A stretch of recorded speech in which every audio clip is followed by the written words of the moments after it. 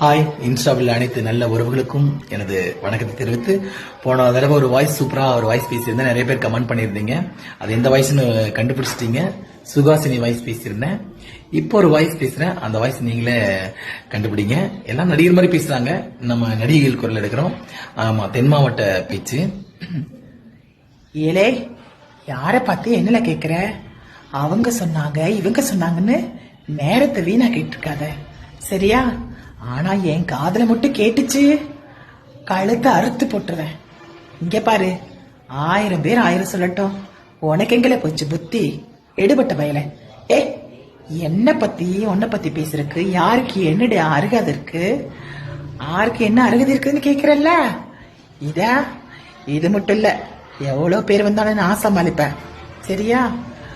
ஆமா, தேவையில்லாம அது இதுவும் பேசிட்டு இருந்த நசிக்கிருவேன்.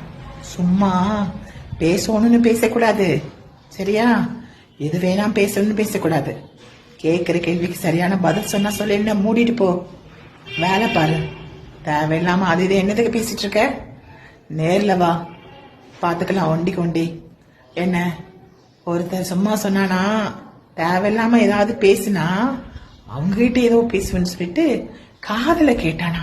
யார் கிட்ட? ஏழை, சரி.